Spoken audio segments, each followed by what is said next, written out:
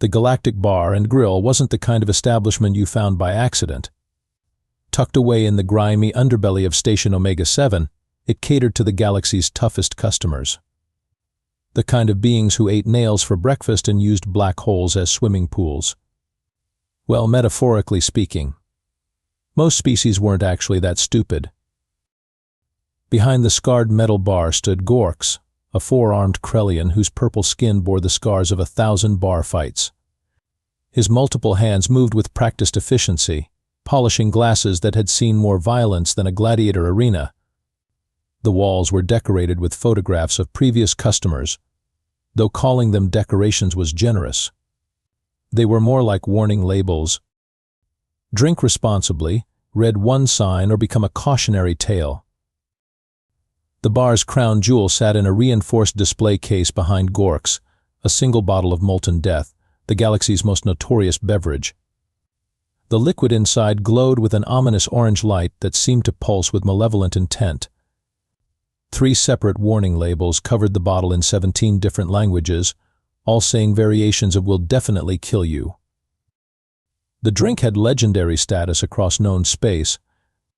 It was rumored to be distilled from the tears of dying stars and aged in the core of volcanic planets. The warrior clans of Brutus Prime used it in their most sacred rituals. The death rate was 97%. But hey, traditions were traditions.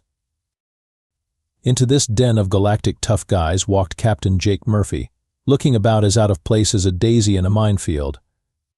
He wore standard cargo hauler coveralls, his hair was slightly messed up from his helmet, and he had the kind of tired expression that came from 3 days of hyperspace travel with a busted environmental recycler. Jake glanced around the bar with mild curiosity. The other patrons looked like they'd stepped out of a horror movie catalog. There was a 10-foot-tall crustacean thing with claws that could cut through steel, a blob of sentient acid that was somehow wearing a leather jacket, and something that looked like a cross between a shark and a very angry porcupine. "Charming place," Jake muttered, settling onto a bar stool that creaked ominously under his very human weight. Gorks's 4 eyes focused on the newcomer with the kind of expression usually reserved for lost puppies wandering into traffic. Here was clearly someone who had made a very serious navigational error. "Listen, friend," Gorks said, his voice carrying the gravelly tone of someone who'd been shouting over bar fights for decades, "I think maybe you want the tourist sector. This establishment caters to a more experienced clientele." Jake looked around again, noting the collection of beings that could probably bench press a small moon. "Yeah, I can see that. But I'm not looking for trouble. Just want a drink after a long haul." Gorks's expression softened with something approaching paternal concern. In his 300 years of bartending, he'd developed a 6th sense about these things. This human was going to get himself killed, and Gorks would have to clean up the mess. "Tell you what," Gorks said, reaching for a bottle of what looked like carbonated water, "how about I start you with something mild? This is Gentle Breeze, imported from the peaceful gardens of Tranquilia Prime. It's got just enough kick to—" "Actually," Jake interrupted, squinting at the menu board, "could I get something cold? It's been hot as hell in my cargo hold, and the cooling system's been acting up." The bar went dead silent. Even the ambient music seemed to pause in terror. From a corner booth, a 7-foot-tall Zentari warrior named Vex slowly turned his scarred head toward Jake. Vex had survived the blood wars of Kepler 9 and bore ritual scars from 17 different death matches. His voice carried the weight of impending doom. Did he just ask for something cold? Commander Blurp, a gelatinous sludgerian whose translucent blue body rippled with nervous energy, oozed closer to the bar. "Surely he doesn't mean—" Blurp's voice trailed off in horror. At a table near the back, Razorwing Keat, an Avarian pilot whose feathers were decorated with the teeth of her enemies, spread her wings in alarm. "Someone needs to stop this madness before it's too late." Gorks's 4 hands began trembling. "Friend, when you say cold, you don't mean—" He gestured helplessly toward the display case containing Molten Death. Jake followed his gaze and shrugged. I mean, if that's what you've got. I'm not picky. The collective gasp from the other patrons was audible. Someone dropped a glass, and it shattered on the floor like the hopes and dreams of anyone who thought this was going to end well. No, no, no, Vex said, standing up to his full intimidating height. Human, you don't understand. That drink has ended civilizations.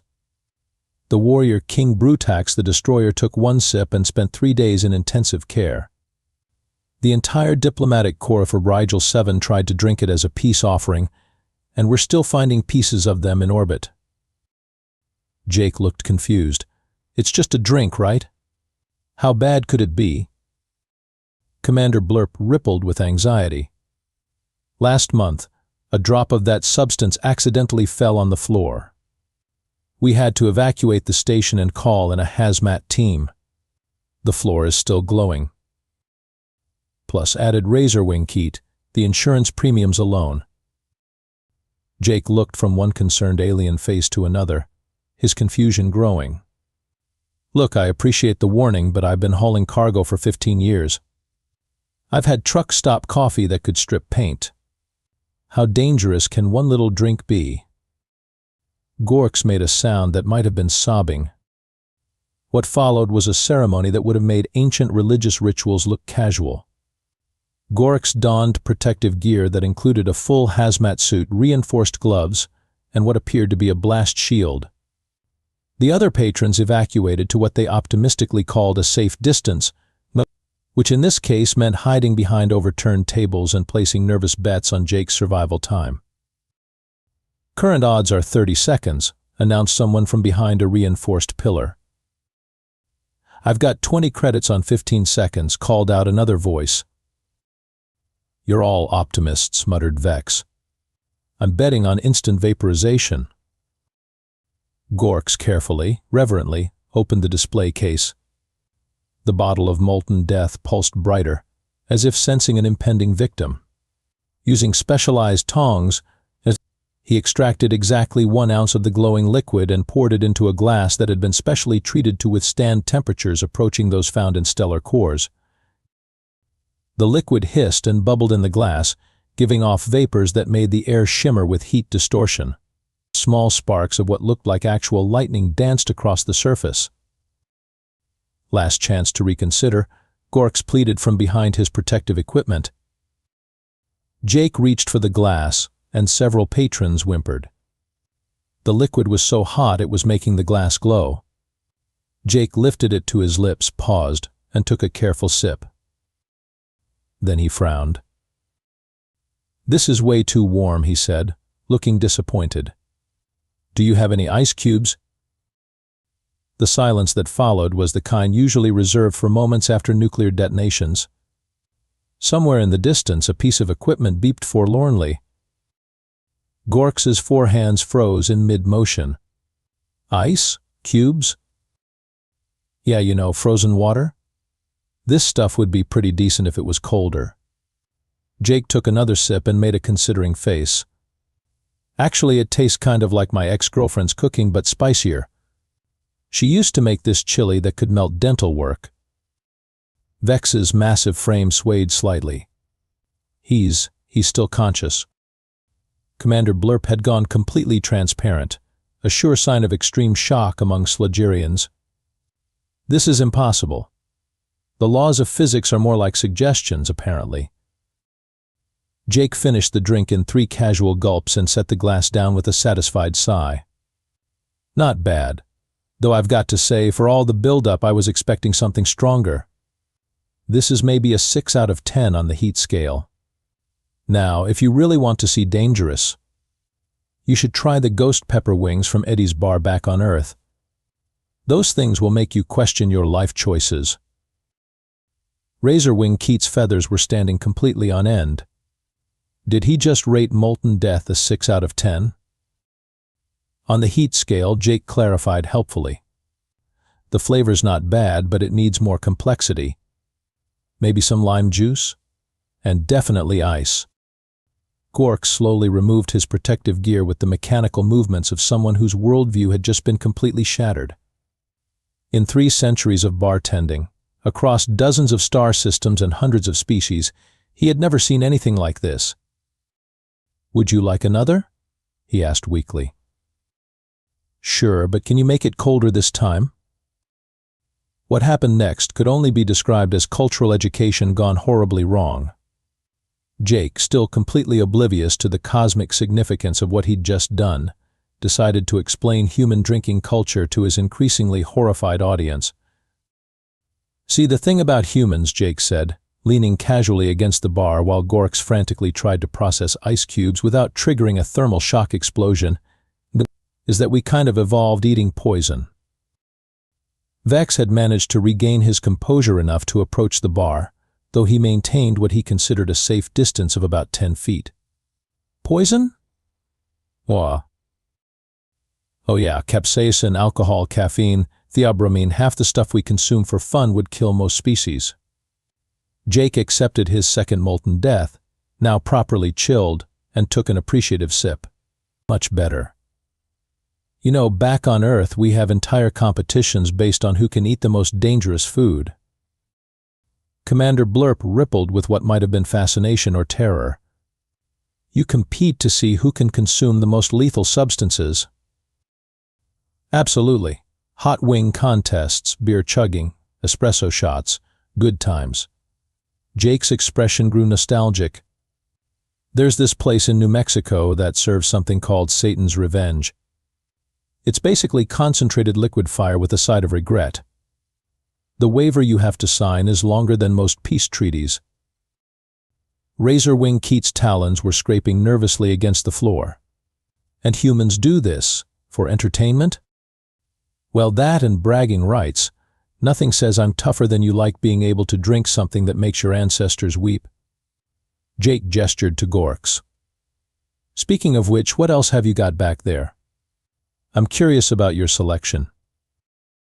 Gorks's hands shook as he gestured to his liquor collection. "We have Neutron Star whiskey, bottled at the event horizon of a black hole. One drop has been known to cause temporal displacement." "Sounds interesting. How about some of that Earth stuff I brought?" Jake reached into his cargo pocket and pulled out a small metal flask. "This is grain alcohol from Kentucky, 190 proof." The collective intake of breath was audible. "And this," Jake continued, producing a small bottle, "is extract from Carolina Reaper peppers. We use it to flavor food." He unscrewed the cap, and the smell that escaped caused 3 patrons to immediately evacuate the building. Vex's warrior composure finally cracked. "That's a chemical weapon." "No, chemical weapons are illegal.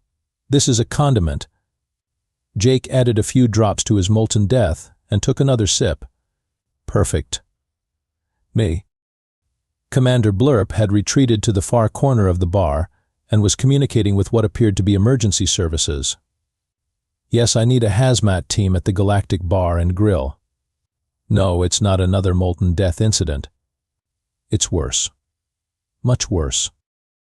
Jake looked around at the increasingly empty bar with growing confusion. "Did I say something wrong? I was just trying to be friendly."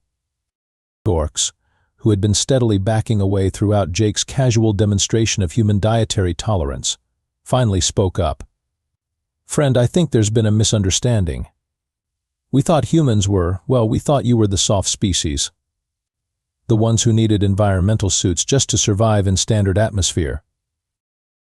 "Oh, that's just safety regulations," Jake waved dismissively. "Lawyers, you know. We can actually handle a pretty wide range of conditions. Earth's kind of a hostile environment when you think about it. Radiation from our sun, toxic atmosphere for most species, regular asteroid impacts, tectonic instability, it builds character." What started as cultural exchange quickly devolved into the most one-sided competition in galactic history. The aliens, their pride wounded by Jake's casual dismissal of their most feared beverage, decided to prove that they weren't complete weaklings. This was a mistake of epic proportions. "Right," announced Vex, puffing out his chest in a display that would have been intimidating to anyone who hadn't just watched Jake treat liquid death like a mild summer refreshment. If the human can handle molten death, then surely we can handle some of his earth beverages. Jake looked genuinely concerned for the first time since entering the bar. I don't think that's a good idea. Some of this stuff is pretty intense. Nonsense, declared Commander Blurp, oozing forward with determination. How dangerous could your primitive earth concoctions possibly be? Famous last words, as they say. Jake reluctantly agreed to serve as bartender, starting with what he considered the mildest option, coffee. Not even espresso, just regular truck stop coffee that had been sitting on a warmer for about 6 hours. Vex went first. The mighty warrior, veteran of countless battles, took one sip and immediately began convulsing. His 7-foot frame hit the floor with a crash that shook the entire station. Medic. Someone screamed. Commander Blurp, undeterred by his companion's immediate hospitalization, decided to try the grain alcohol. He lasted exactly 2.3 seconds before his gelatinous form began literally dissolving. The emergency containment foam deployed automatically. Razor Wing Keat, showing the kind of stubborn pride that had made her species famous across the galaxy, insisted on trying what Jake described as mild salsa. The screaming could be heard 3 sectors away. "This is insane," Jake muttered, watching medical teams cart away another casualty. "It's just pace mild. My grandmother puts this on scrambled eggs." Word of the incident spread quickly through the station's communication networks. Soon,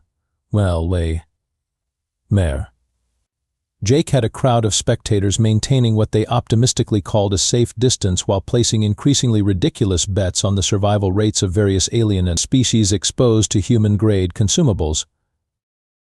The diplomatic corps of 3 different star systems had filed formal complaints with the Galactic Safety Commission. The hazmat teams were working overtime.